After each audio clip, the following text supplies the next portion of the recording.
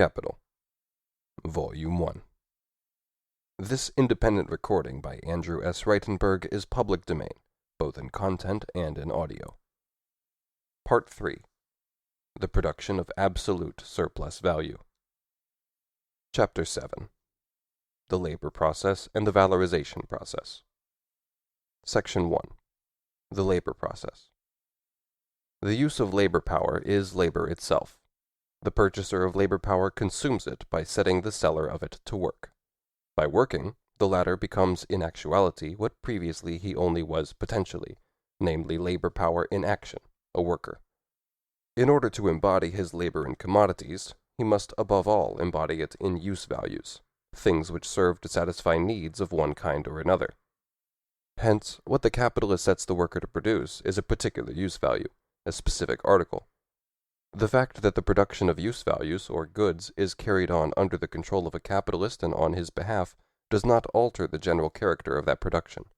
We shall therefore, in the first place, have to consider the labor process independently of any specific social formation. Labor is, first of all, a process between a man and nature, a process by which man, through his own actions, mediates, regulates, and controls the metabolism between himself and nature. He confronts the materials of nature as a force of nature. He sets in motion the natural forces which belong to his own body, his arms, legs, head, and hands, in order to appropriate the materials of nature in a form adapted to his own needs. Through this movement, he acts upon external nature and changes it, and in this way he simultaneously changes his own nature. He develops the potentiality slumbering within nature and subjects the play of its forces to his own sovereign power. We are not dealing here with the first instinctive forms of labor which remain on the animal level. An immense interval of time separates the state of things in which a man brings his labor power to market for sale as a commodity from the situation when human labor had not yet cast off its first instinctive form. We presuppose labor in a form in which it is an exclusively human characteristic. A spider conducts operations which resemble those of the weaver, and a bee would put many a human architect to shame by the construction of its honeycomb cells. But what distinguishes the worst architect from the best of bees is that the architect builds the cell in his mind before he constructs it in wax. At the end of every labor process, a result emerges which had already been conceived by the worker at the beginning, hence already existed ideally. Man not only effects a change of form in the materials of nature, he also realizes his own purpose in those materials. And this is a purpose he is conscious of. It determines the mode of his activity with the rigidity of a law, and he must subordinate his will to it. This subordination is no mere momentary act. Apart from the exertion of the working organs, a purposeful will is required for the entire duration of the work. This means close attention. The less he is attracted by the nature of the work and the way in which it has to be accomplished, and the less, therefore, he enjoys it as the free play of his own physical and mental powers, the closer his attention is forced to be. The simple elements of the labor process are 1. Purposeful activity, that is, work itself. 2. The object on which that work is performed, and 3. The instruments of that work. The land, and this economically speaking includes water, in its original state in which it supplies man with necessaries or means of subsistence ready to hand, is available without any effort on his part as the universal material for human labor. All those things which labor merely separates from immediate connection with their environment are objects of labor spontaneously provided by nature, such as fish caught and separated from their natural element, namely water, timber felled in virgin forests, and ores extracted from their veins. If, on the other hand, the object of labor has, so to speak, been filtered through previous labor, we call it raw material. For example, ore already extracted and ready for washing. All raw material is an object of labor, but not every object of labor is raw material. The object of labor counts as raw material only when it has already undergone some alteration by means of labor.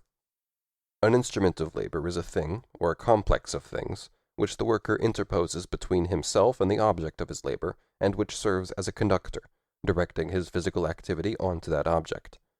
He makes use of the mechanical, physical, and chemical properties of some substances in order to set them to work on other substances as instruments of his power, and in accordance with his purposes. Leaving out of consideration such ready-made means of subsistence as fruits, in gathering which a man's bodily organs alone serve as the instruments of his labor, The object the worker directly takes possession of is not the object of labor, but its instrument. Thus nature becomes one of the organs of his activity, which he annexes to his own bodily organs, adding stature to himself in spite of the Bible. As the earth is his original larder, so too it is his original tool house. It supplies him, for instance, with stones for throwing, grinding, pressing, cutting, etc. The earth itself is an instrument of labor, but its use in this way, its agriculture, presupposes a whole series of other instruments and a comparatively high stage of development of labor power. As soon as the labor process has undergone the slightest development, it requires specially prepared instruments. Thus we find stone implements and weapons in the oldest caves. In the earliest period of human history, domesticated animals, i.e., animals that have undergone modifications by means of labor, that have been bred specially, play the chief part as instruments of labor, along with stones, wood, bones, and shells, which have also had work done on them. The use and construction of instruments of labor, although present in germ among certain species of animals, is characteristic of the specifically human labor process, and Franklin therefore defines man as a tool-making animal.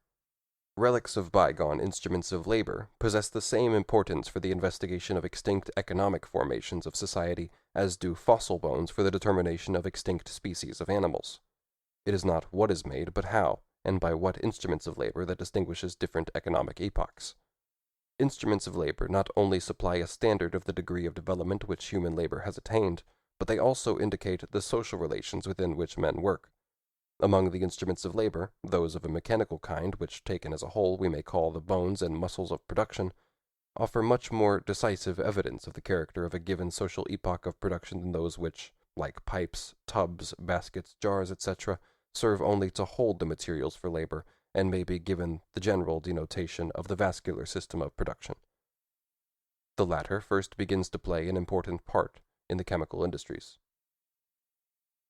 In a wider sense, we may include among the instruments of labor, in addition to things through which the impact of labor on its object is mediated and which therefore, in one way or another, serve as conductors of activity, all the objective conditions necessary for carrying on the labor process.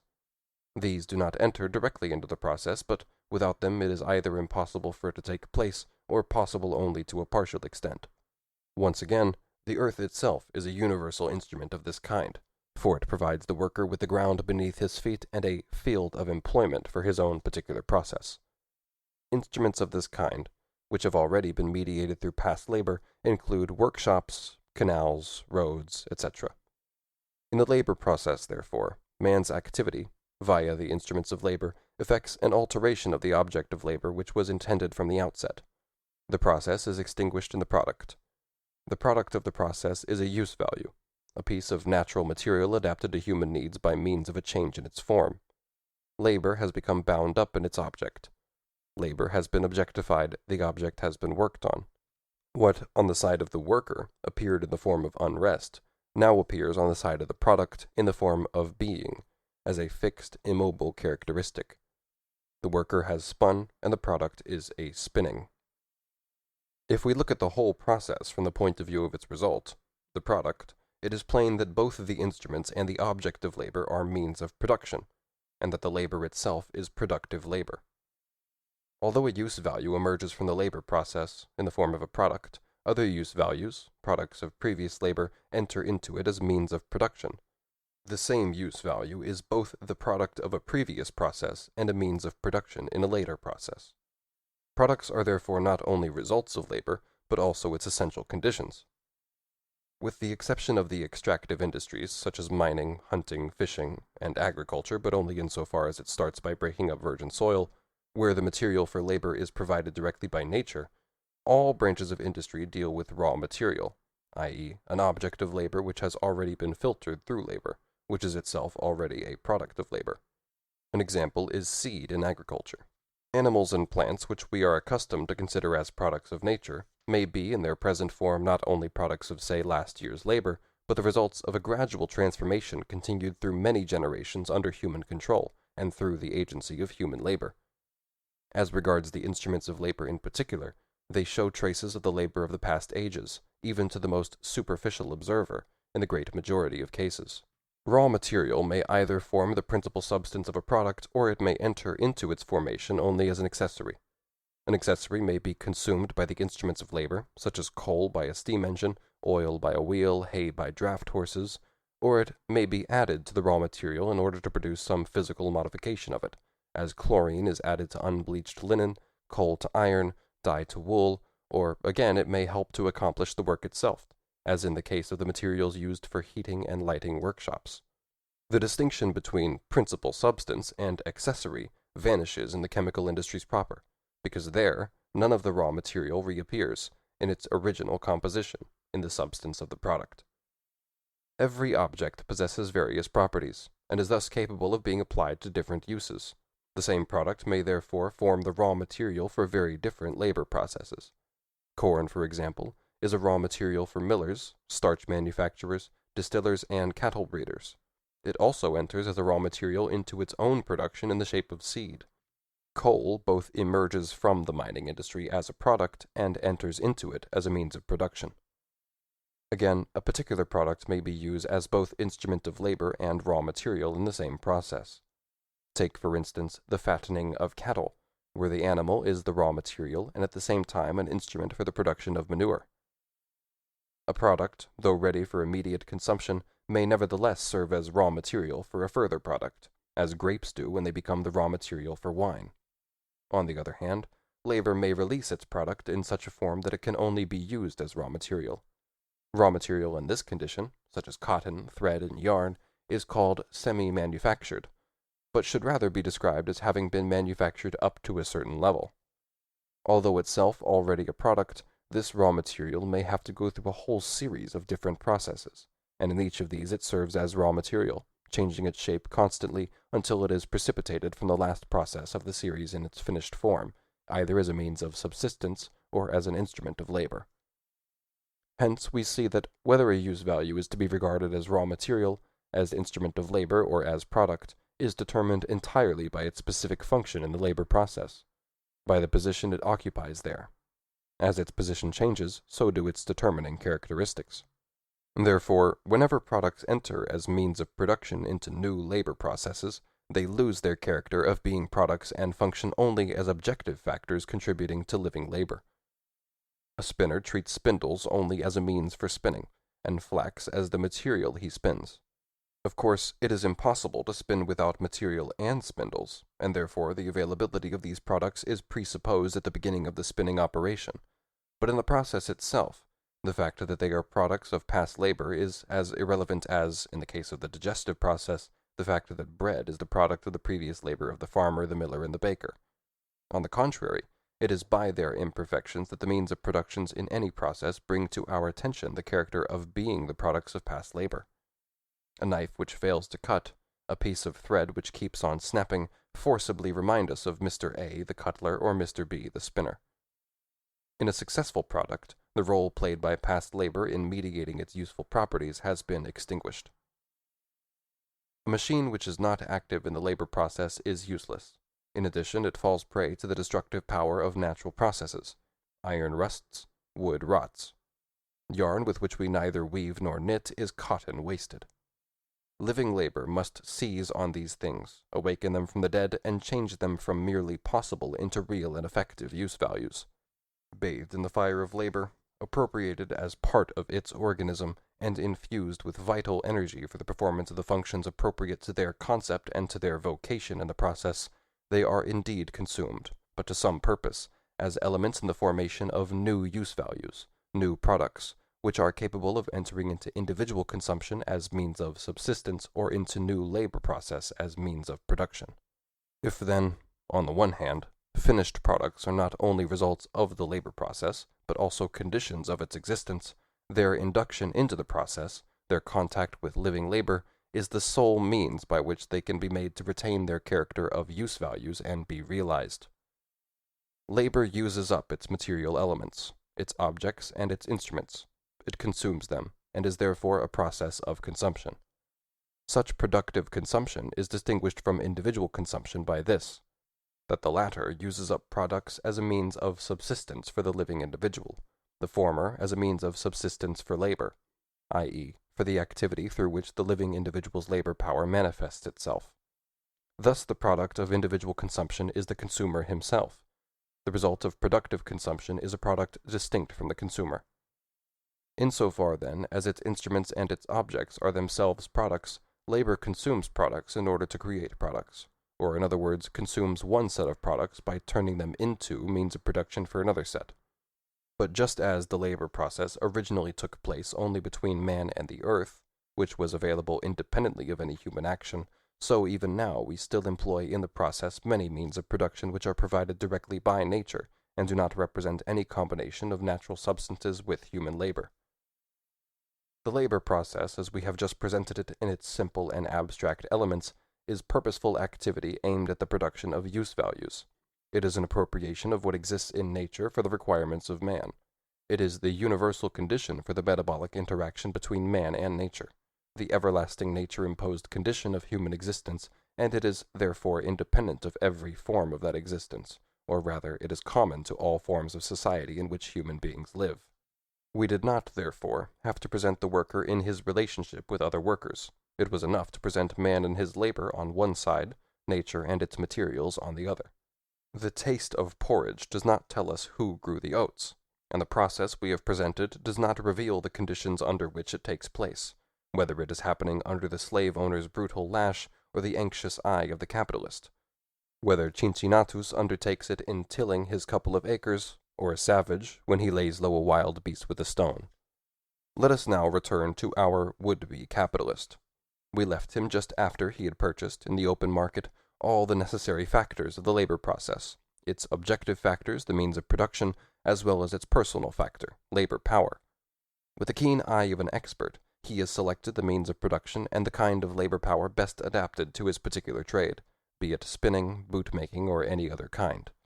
He then proceeds to consume the commodity, the labor power he has just bought, i.e., he causes the worker, the bearer of that labor power, to consume the means of production by his labor. The general character of the labor process is evidently not changed by the fact that the worker works for the capitalist instead of for himself. Moreover, the particular methods and operations employed in boot-making or spinning are not immediately altered by the intervention of the capitalist.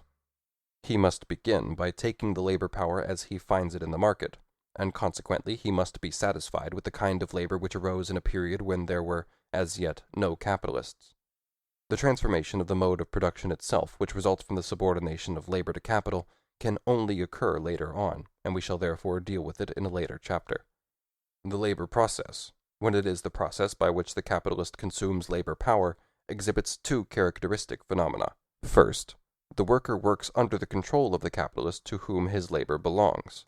The capitalist takes good care that the work is done in a proper manner, and the means of production are applied directly to the purpose, so that the raw material is not wasted, and the instruments of labor are spared, i.e., only worn to the extent necessitated by their use in the work. Secondly, the product is the property of the capitalist, and not that of the worker, its immediate producer. Suppose that a capitalist pays for a day's worth of labor power. Then, the right to use that power for a day belongs to him, just as much as the right to use any other commodity, such as a horse he had hired for the day. The use of a commodity belongs to its purchaser, and the seller of labor power, by giving his labor, does no more in reality than part with the use value he has sold. From the instant he steps into the workshop, the use value of his labor power, and therefore also its use, which is labor, belongs to the capitalist. By the purchase of labor power, the capitalist incorporates labor as a living agent of fermentation into the lifeless constituents of the product, which also belong to him. From his point of view, the labor process is nothing more than the consumption of the commodity purchased, i.e., of labor power, but he can consume this labor power only by adding the means of production to it. The labor process is a process between things the capitalist has purchased, things which belong to him. Thus the product of this process belongs to him just as much as the wine which is the product of the process of fermentation going on in his cellar. Section 2. The valorization process. The product, the property of the capitalist, is a use value, as yarn, for example, or boots. But although boots are, to some extent, the basis of social progress, and our capitalist is decidedly in favor of progress, he does not manufacture boots for their own sake. Use value is certainly not la chose qu'on aime pour lui-même, the thing desired for its own sake in the production of commodities. Use values are produced by capitalists only because and insofar as they form the material substratum of exchange value, are the bearers of exchange value. Our capitalist has two objectives. In the first place, he wants to produce a use value which has exchange value, i.e., an article destined to be sold, a commodity. And secondly, he wants to produce a commodity greater in value than the sum of the values of the commodities used to produce it, namely, the means of production and the labor power he purchased with his good money on the open market. His aim is to produce not only a use value, but a commodity, not only use value, but value, and not just value, but also surplus value. It must be borne in mind that we are now dealing with the production of commodities, and that up to this point we have considered only one aspect of that process. Just as the commodity itself is a unity formed of use value and value, so the process of production must be a unity, composed of the labor process and the process of creating value. Let us now examine production as a process of creating value. We know that the value of each commodity is determined by the quantity of labor materialized in its use value, by the labor time socially necessary to produce it. This rule also holds good in the case of the product handed over to the capitalist as a result of the labor process. Assuming this product to be yarn, our first step is to calculate the quantity of labor objectified in it. For the spinning of yarn, raw material is required. Suppose in this case 10 pounds of cotton. We have no need at present to investigate the value of this cotton, for our capitalist has, we will assume, bought it at its full value, say 10 shillings. In this price, the labor required for the production of the cotton is already expressed in terms of average social labor. We will further assume that the wear and tear of the spindle, which for our present purpose may represent all other instruments of labor employed, amounts to the value of 2 shillings. If then 24 hours of labor, or 2 working days, are required to produce the quantity of gold represented by 12 shillings, it follows first of all that 2 days of labor are objectified in the yarn. We should not let ourselves be misled by the circumstance that the cotton has changed its form, and the worn-down portion of the spindle has entirely disappeared. According to the general law of value, if the value of 40 pounds of yarn equals the value of 40 pounds of cotton plus the value of a whole spindle, i.e., if the same amount of labor time is required to produce the commodities on either side of this equation, then 10 pounds of yarn are an equivalent for 10 pounds of cotton, together with a quarter of the spindle. In the case we are considering, the same amount of labor time is represented in the 10 pounds of yarn on the one hand, and in the 10 pounds of cotton and the fraction of a spindle on the other. It is therefore a matter of indifference whether value appears in cotton, in a spindle, or in yarn. Its amount remains the same. The spindle and cotton, instead of resting quietly side by side, join together in the process. Their forms are altered, and they are turned into yarn, but their value is no more affected by this fact than it would be if they had simply exchanged for their equivalent in yarn. The labor time required for the production of the cotton, the raw material of the yarn, is part of the labor necessary to produce the yarn, and is therefore contained in the yarn. The same applies to the labor embodied in the spindle, without whose wear and tear the cotton could not be spun. Hence, in determining the value of the yarn, or the labor time required for its production, all the special processes carried on at various times and in different places which were necessary, first to produce the cotton and the wasted portion of the spindle, and then, with the cotton and the spindle to spin the yarn, may together be looked on as different and successive phases of the same labor process. All the labor contained in the yarn is past labor, and it is a matter of no importance that the labor expended to produce its constituent elements lies further back in the past than the labor expended on the final process, the spinning. The former stands, as it were, in the pluperfect, the latter in the perfect tense. But this does not matter. If a definite quantity of labor, say 30 days, is needed to build a house, the total amount of labor incorporated in the house is not altered by the fact that the work of the last day was done 29 days later than that of the first.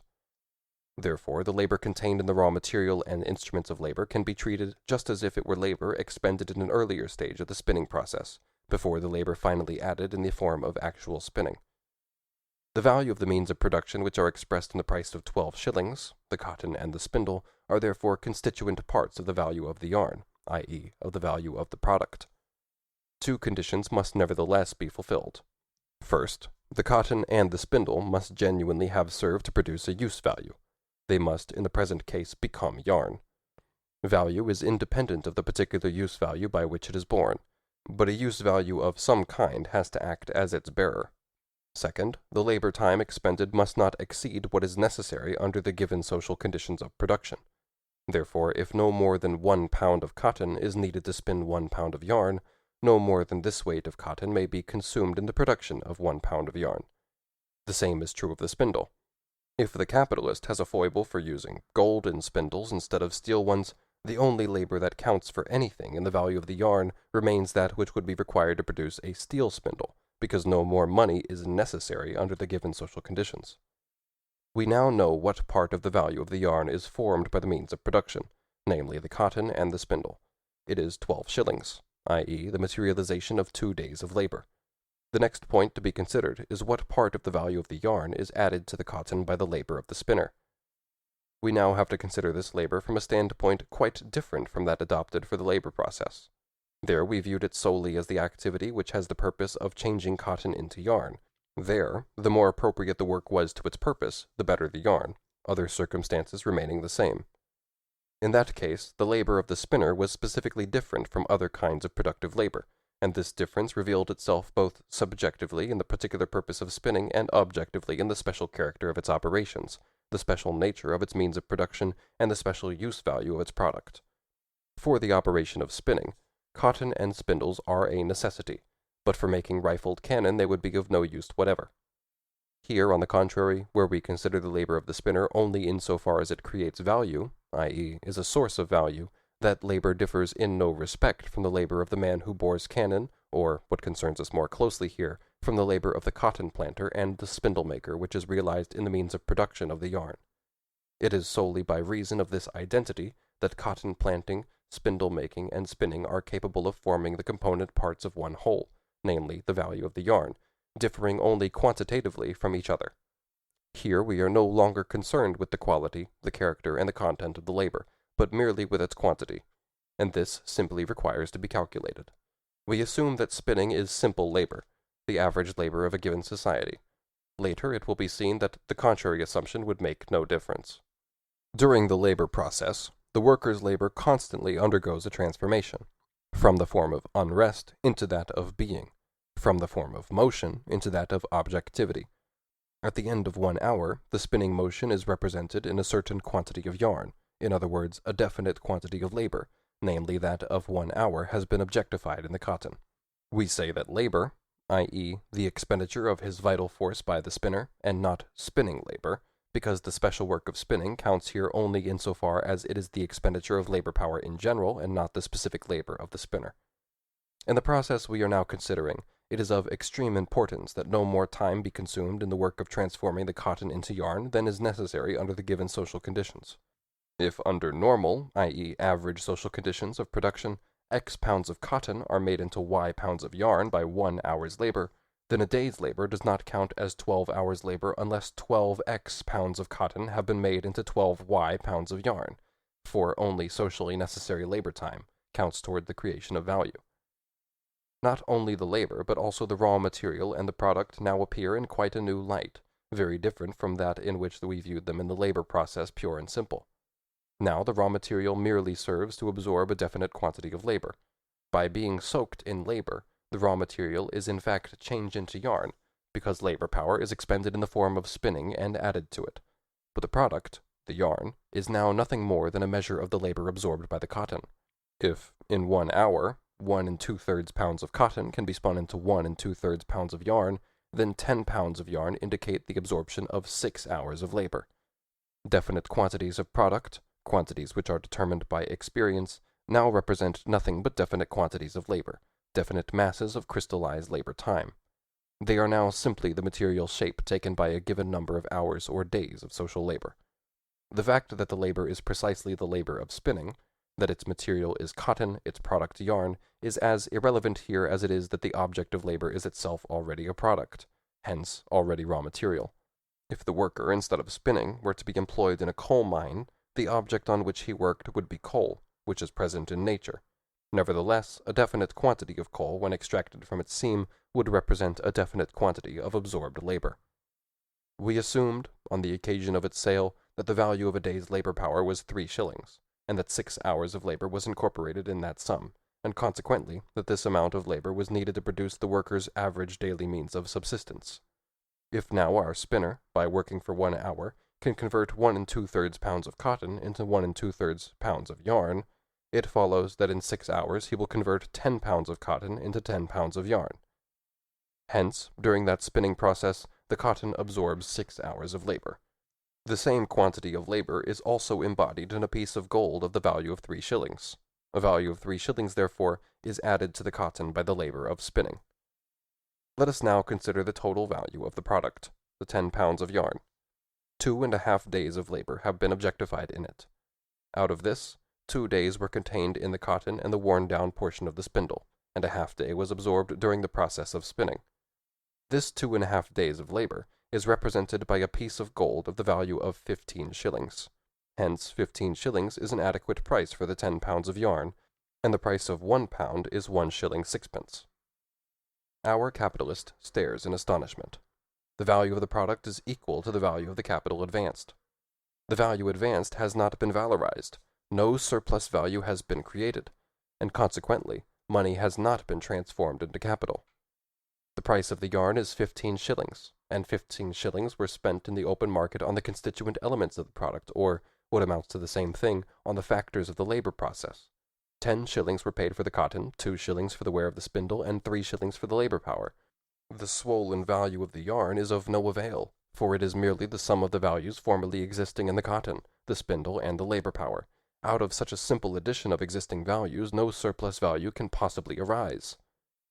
These values are now all concentrated in one thing, but so they were in the sum of 15 shillings before it was split up into 3 parts by the purchase of the commodities. In itself, this result is not particularly strange. The value of 1 pound of yarn is 1 shilling 6pence, and our capitalist would therefore have to pay 15 shillings for 10 pounds of yarn on the open market. It is clear that whether a man buys his house ready built or has it built for him, neither of these operations will increase the amount of money laid out on the house. Our capitalist, who is at home in vulgar economics, may perhaps say that he advanced his money with the intention of making more money out of it. The road to hell is paved with good intentions, and he might just as well have intended to make money without producing at all. He makes threats. He will not be caught napping again. In the future he will buy the commodities in the market instead of manufacturing them himself. But if all his brother capitalists were to do the same, where would he find his commodities on the market? And he cannot eat his money. He recites the Catechism. Consider my abstinence. I might have squandered the 15 shillings, but instead I consumed it productively and made yarn with it. Very true, and as a reward he is now in possession of good yarn instead of a bad conscience.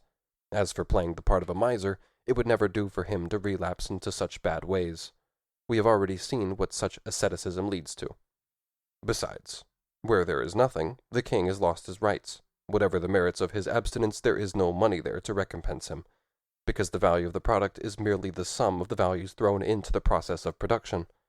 Let him therefore console himself with the reflection that virtue is its own reward. But no, on the contrary, he becomes insistent. The yarn is of no use to him, he says. He produced it in order to sell it. In that case, let him sell it, or easier still, let him in the future produce only things he needs himself, a remedy already prescribed by his personal physician McCulloch, as being of proven efficacy against an epidemic of overproduction. Now our capitalist grows defiant.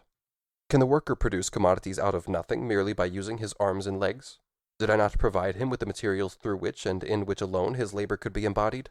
And as the greater part of society consists of such impecunious creatures, have I not rendered society an incalculable service by providing my instruments of production, my cotton and my spindle, and the worker too, for have I not provided him with the means of subsistence? Am I to be allowed nothing in return for all this service?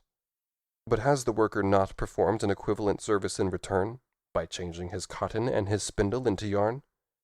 In any case, here the question of service does not arise. A service is nothing other than the useful effect of a use value, be it that of a commodity or that of the labor. But here we are dealing with exchange value. The capitalist paid to the worker a value of 3 shillings, and the worker gave him back an exact equivalent in the value of 3 shillings he added to the cotton. He gave him value for value. Our friend, who has up till now displayed all the arrogance of capital, suddenly takes on the unassuming demeanor of one of his own workers, and exclaims, "Have I not myself worked? Have I not performed the labor of superintendence, of overseeing the spinner? And does not this labor too create value?" The capitalist's own overseer and manager shrug their shoulders. In the meantime, with a hearty laugh, he recovers his composure. The whole litany he has just recited was simply meant to pull the wool over our eyes. He does not himself care twopence for it. He leaves this and all similar subterfuges and conjuring tricks to the professors of political economy, who are paid for it. He himself is a practical man, and although he does not always consider what he says outside his business, within his business he knows what he is doing. Let us examine the matter more closely. The value of a day's labor power amounts to 3 shillings, because on our assumption half a day's labor is objectified in that quantity of labor power, i.e., the means of subsistence required every day for the production of labor power cost half a day's labor. But the past labor embodied in the labor power and the living labor it can perform, and the daily cost of maintaining labor power and its daily expenditure in work are two totally different things. The former determines the exchange value of the labor power, the latter is its use value. The fact that half a day's labor is necessary to keep the worker alive during 24 hours does not in any way prevent him from working for a whole day. Therefore, the value of labor power and the value which that labor power valorizes in the labor process are two entirely different magnitudes, and this difference was what the capitalist had in mind when he was purchasing the labor power. The useful quality of labor power, by virtue of which it makes yarn or boots, was to the capitalist merely the necessary condition for his activity. For, in order to create value, labor must be expended in a useful manner. What was really decisive for him was the specific use value which this commodity possesses of being a source not only of value, but of more value than it has itself. This is the specific service the capitalist expects from labor power, and in this transaction he acts in accordance with the eternal laws of commodity exchange. In fact, the seller of labor power, like the seller of any other commodity, realizes its exchange value, and alienates its use value. He cannot take the one without giving the other. The use value of labor power, in other words labor, belongs just as little to its seller as the use value of oil after it has been sold belongs to the dealer who sold it. The owner of the money has paid the value of a day's labor power. He therefore has the use of it for a day. A day's labor belongs to him. On the one hand, the daily sustenance of labor power costs only half a day's labor, while, on the other hand, the very same labor power can remain effective, can work during a whole day, and consequently, the value which its use during one day creates is double what the capitalist pays for that use. This circumstance is a piece of good luck for the buyer, but by no means an injustice towards the seller. Our capitalist foresaw this situation, and that was the cause of his laughter. The worker therefore finds in the workshop the means of production necessary for working not just 6, but 12 hours. If 10 pounds of cotton could absorb 6 hours' labor and become 10 pounds of yarn, now 20 pounds of cotton will absorb 12 hours' labor and be changed into 20 pounds of yarn. Let us examine the product of this extended labor process. Now 5 days of labor are objectified in this 20 pounds of yarn. 4 days are due to the cotton and the lost steel of the spindle. The remaining day has been absorbed by the cotton during the spinning process. Expressed in gold, the labor of 5 days is 30 shillings. This is therefore the price of the 20 pounds of yarn, giving, as before, 1 shilling 6pence as the price of 1 pound. But the sum of the values of the commodities thrown into the process amounts to 27 shillings. The value of the yarn is 30 shillings. Therefore, the value of the product is 1/9 greater than the value advanced to produce it. 27 shillings have turned into 30 shillings. A surplus value of 3 shillings has been precipitated. The trick has at last worked. Money has been transformed into capital. Every condition of the problem is satisfied, while the laws governing the exchange of commodities have not been violated in any way. Equivalent has been exchanged for equivalent. For the capitalist as buyer paid the full value for each commodity, for the cotton, for the spindle, and for the labor power. He then did what is done by every purchaser of commodities. He consumed their use value. The process of consuming labor power, which was also the process of producing commodities, resulted in 20 pounds of yarn, with a value of 30 shillings. The capitalist, formerly a buyer, now returns to the market as a seller. He sells his yarn at 1 shilling 6pence a pound, which is its exact value. Yet for all that, he withdraws 3 shillings more from circulation than he originally threw into it. This whole course of events, the transformation of money into capital, both takes place and does not take place in the sphere of circulation. It takes place through the mediation of circulation because it is conditioned by the purchase of labor power in the market, It does not take place in circulation because what happens there is only an introduction to the valorization process, which is entirely confined to the sphere of production. And so, everything is for the best, in the best of all possible worlds. By turning his money into commodities which serve as the building materials for a new product, and as factors in the labor process, by incorporating living labor into their lifeless objectivity, the capitalist simultaneously transforms value, i.e., past labor in its objectified and lifeless form, into capital, value which can perform its own valorization process, an animated monster which begins to work, as if its body were by love possessed. If we now compare the process of creating value with the process of valorization, we see that the latter is nothing but the continuation of the former beyond a definite point. If the process is not carried beyond the point where the value paid by the capitalist for the labor power is replaced by an exact equivalent, it is simply a process of creating value. But if it is continued beyond that point, it becomes a process of valorization. If we proceed further and compare the process of creating value with the labor process, we find that the latter consists in the useful labor which produces use values. Here the movement of production is viewed qualitatively, with regard to the particular kind of article produced and in accordance with the purpose and content of the movement. But if it is viewed as a value-creating process, the same labor process appears only quantitatively. Here it is a question merely of the time needed to do the work, of the period, that is, during which the labor power is usefully expended. Here the commodities which enter into the labor process no longer count as functionally determined and material elements on which labor power acts with a given purpose. They count merely as definite quantities of objectified labor. Whether it was already contained in the means of production, or has just been added by the action of labor power, that labor counts only according to its duration. It amounts to so many hours, or days, etc.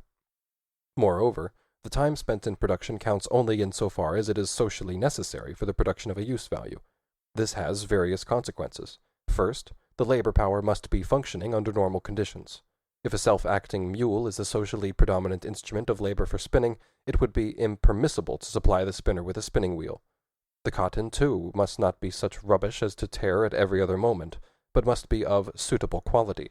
Otherwise, the spinner would spend more time than socially necessary in producing his pound of yarn, and in this case, the excess of time would create neither value nor money. But whether the objective factors of labor are normal or not does not depend on the worker, but rather on the capitalist. A further condition is that the labor power itself must be of normal effectiveness. In the trade in which it is being employed, it must possess the average skill, dexterity, and speed prevalent in that trade, and our capitalist took good care to buy labor power of such normal quality. It must be expended with the average amount of exertion and the usual degree of intensity, and the capitalist is as careful to see that this is done as he is to ensure that his workmen are not idle for a single moment. He has bought the use of the labor power for a definite period, and he insists on his rights. He has no intention of being robbed. Lastly, for this purpose, our friend has a penal code of his own. All wasteful consumption of raw material or instruments of labor is strictly forbidden, because what is wasted in this way represents a superfluous expenditure of quantities of objectified labor, labor that does not count in the product or enter into its value. We now see that the difference between labor, considered on the one hand as producing utilities and on the other hand as creating value, a difference which we discovered by our analysis of a commodity, resolves itself into a distinction between two aspects of the production process. The production process, considered as the unity of the labor process and the process of creating value, is the process of production of commodities, considered as the unity of the labor process and the process of valorization. It is the capitalist process of production, or the capitalist form of the production of commodities. We stated on a previous page that in the valorization process it does not in the least matter whether the labor appropriated by the capitalist is simple labor of average social quality or more complex labor with a higher specific gravity, as it were. All labor of higher or more complicated character than of average labor is expenditure of labor power of a more costly kind, labor power whose production has cost more time and labor than unskilled or simple labor power, and which therefore has a higher value. This power of being of higher value, it expresses itself in labor of a higher sort, and therefore becomes objectified during an equal amount of time in proportionally higher values. Whatever difference in skill there may be between the labor of a spinner and that of a jeweler, the portion of his labor by which the jeweler merely replaces the value of his own labor power does not in any way differ in quality from the additional portion by which he creates surplus value. In both cases, the surplus value results only from a quantitative excess of labor, from a lengthening of one and the same labor process. In the one case, the process of making jewels, in the other, the process of making yarn. But, on the other hand, in every process of creating value, the reduction of the higher type of labor to average social labor, for instance 1 day of the former to X days of the latter, is unavoidable. We therefore save ourselves a superfluous operation and simplify our analysis by the assumption that the labor of the worker employed by the capitalist is average simple labor.